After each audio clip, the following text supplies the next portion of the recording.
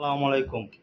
উপস্থিত সদস্য সংগ্রহ আলোচনা সভায় প্রধান অতিথি নজরুল ইসলাম পান্না ভাই, সাবেক সাংগঠনিক সম্পাদক নারায়ণগঞ্জ জেলা, এবং উপস্থিত প্রধান বক্তা জাহিদ হাসান রোজেল ভাই, সাবেক সাংগঠনিক সম্পাদক নারায়ণগঞ্জ জেলা। আমি আপনাদের মাঝে উপস্থিত জানান স্টেজে আসার জন্য আহ্বান জানাচ্ছি জিতু ভাইকে। আজকে যে আমরা এই আয়োজনে উপস্থিত আছি, এখানে বলার মতো অনেক কথা আছে, আমাদের প্রধান অতিথিরা বলবে। আগামী দিনে যে আমরা আন্দোলন সংগ্রাম করব আর বিগত দিনে করে আসছি, জুলাই আন্দোলনের মাধ্যমে আমরা একটা নতুন বাংলাদেশ পেয়েছি, এটা বাস্তব। ৭১-এর যে কোটা আন্দোলনের মাধ্যমে কোটা যেন না হয়, ২৪-এর যে কোটা শুরু হয়েছে, আমরা আগামী দিনে ২৪-এ কোটা চাই না। আমরা যে সাধারণ ছাত্রছাত্রীর রক্ত দেখেছি, যে আন্দোলনের মাধ্যমে নতুন দেশ পেয়েছি, এই আন্দোলন যেন অব্যাহত না থাকে, আন্দোলন যেন নতুন একটা দেশ গড়ার মাধ্যমে শুরু হয়। আমরা চেষ্টা করব আগামী এই রাষ্ট্র গড়ার ক্ষেত্রে, যে নেতৃত্ব আসবে আপনাদের হাত ধরে আসবে, আপনাদের ভোটের মাধ্যমে আসবে। এই মাধ্যমে কি আপনাদের ভোট দিতে হবে, আপনাদের ভোটের অধিকার আদায়ের জন্য আপনাদের যেই সকল যে সকল কাজ করতে হবে, আমরা জাতীয়বাদী দল বিএনপি ছাত্র দল এটা করে যাব।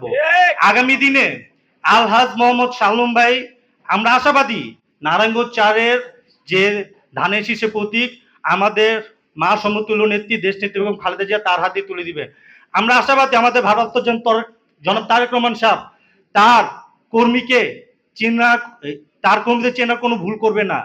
তিনি জানে যে আগামী এই নারায়ণগঞ্জ ৪ আসনে কে সুযোগ্য, কে এই ৪ আসনকে, যে ৪ আসন তাকে উপহার হিসেবে তুলে দিবে।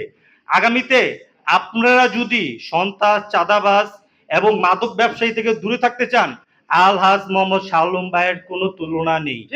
আমরা চেষ্টা করব তার হাতকে শক্তিশালী করার জন্য। আমরা চেষ্টা করব সবাই একসাথে এই নারায়ণগঞ্জ ৪ আসনকে গড়ার জন্য।